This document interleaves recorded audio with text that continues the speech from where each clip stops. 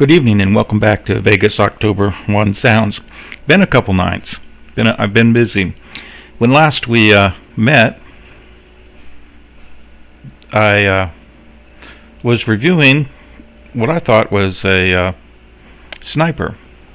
And what I did was I located a sound in a video, and then I went looking for that sound in other videos and came up with the conclusion that in fact I had discovered a new sonic crack, which was indicative of a bullet passing by, and since it didn't fit the timing of all the other stuff, it was probably not shot from the Mandalay Bay, and I had hypothesized that it was shot somewhere from the northeast.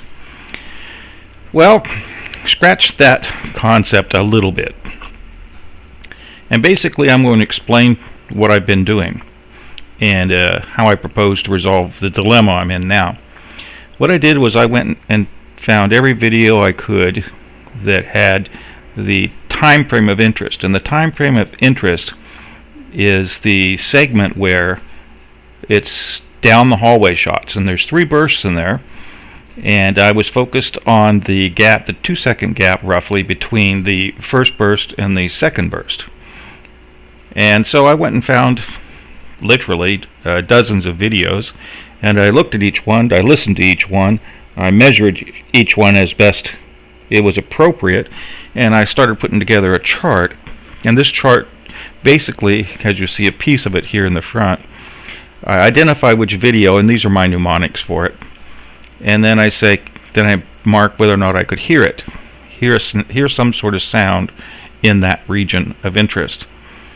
And then I would mark relative to the first muzzle blast of volley 6 how far away that sound was relative to that. So for example, in the Raymond Page video, the sound occurs 18.129 seconds before the first muzzle blast of volley 6. And then I would say whether or not the sonic crack was present in Sonic Visualizer, what it sounded like, because in the Raymond Page I did indicate I could hear it, whether it sounded like a snap, a crack, a thud, a pop, or some other sound. And then I would say observe whether or not I could locate a muzzle blast in the Sonic Visualizer, and since generally you can't, there's not much information there. And then I would attempt to measure what the lag was based upon some theoretical muzzle blast for this sound. And then, of course, some notes over there. And I arranged all the videos in which I thought they were something of interest by rough location, north, south, east, and west. Now, obviously, the Raymond Page is a little bit more northwest than it is north, but you get the general idea. So I examined 50 videos, and of those 50 videos, I narrowed it down to, we can count them as we go through, or I'll just scroll through my chart. Let's see, 1, 2, 3, 4, 5, 6, 7, 8, 9, 10, 11, 12, 13, 14, 15, 16, 17, 18, 19, 20, 21, 22, 23, 24, 25, 26, 27, 28, 29, 30. So 30 videos in which I thought there might be relevant data. And I started, observing all those characteristics for each one of the videos. And what I soon discovered is that the dominant signals occurred on the east side of the venue, and the closer you got to that area, the stronger the signal. But then I started noting that there were anomalies, namely that for example, here on the south side where we have under, which is one of the locations right there near the front of the stage, it's, they're kind of up next to the lattice work and it looks all dark and everything. I started noticing that if I picked another video which was very, very close, that there was no signal whatsoever. And similarly, then I started going further south down to the Desert Oasis, no signal. And then, of course, on the east side we have the Dan Z, which I think there's a very present signal there. It has both a cracking sound and possibly a muzzle blast. And then I measured. Now, in measuring these things, you can start to see something here. Namely, that it varies in timing from, in the 17 point something, 17.7, going all the way up to 19 point something.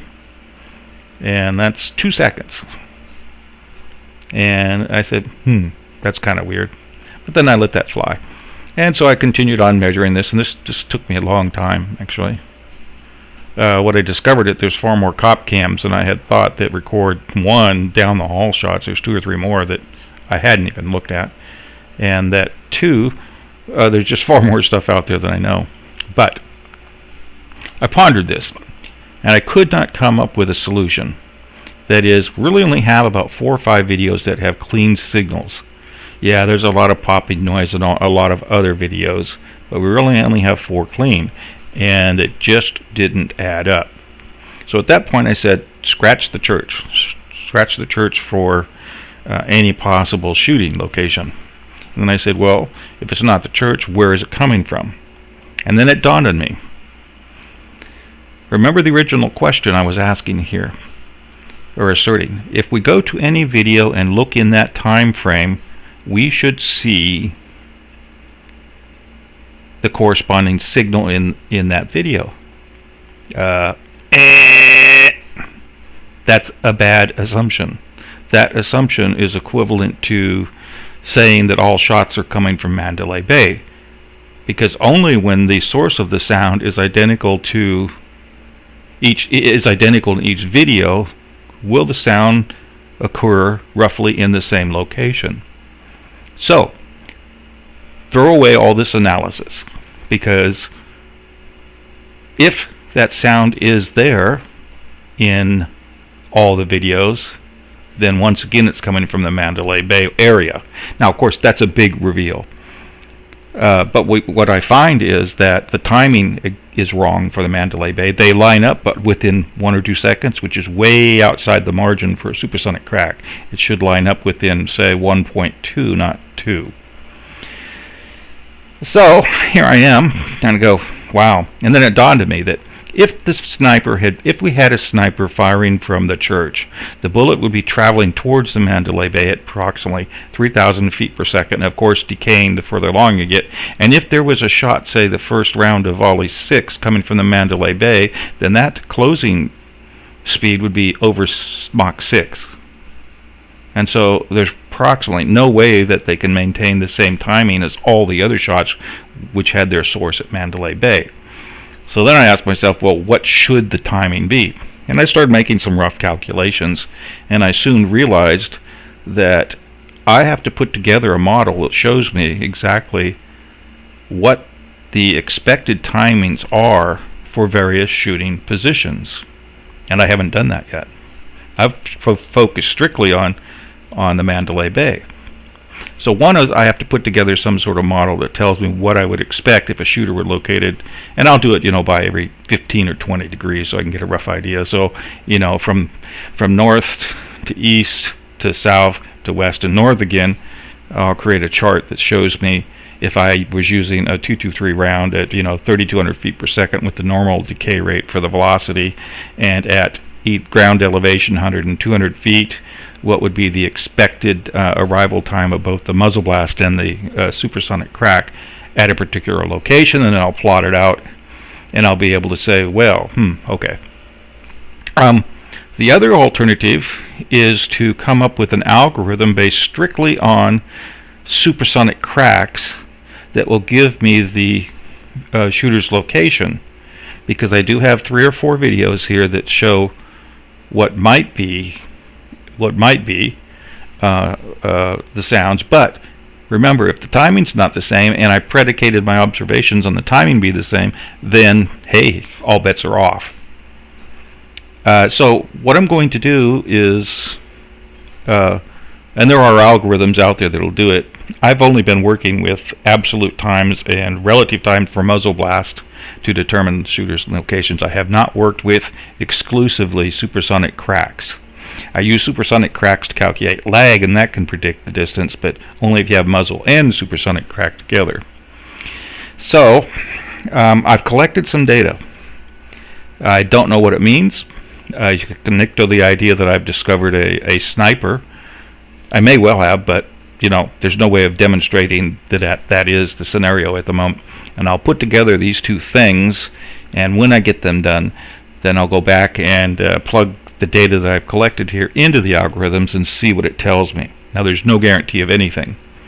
But fundamentally, I made a mistake in assuming that a bullet and the corresponding sounds it produced when shot from a different location other than Mandalay Bay would have timings that lined up with shots from Mandalay Bay. Kind of in retrospect, it's kind of a dumb assumption, but you become so involved in our way of thinking on this that oftentimes we lose track of what our assumptions mean, and this is a very good example. So anyway, it's a short video. It's just to tell you that some of the excitement isn't quite there now, and I'll report back to you when I discover what all this is. Anyway, have a good evening, and we'll catch you in the next one.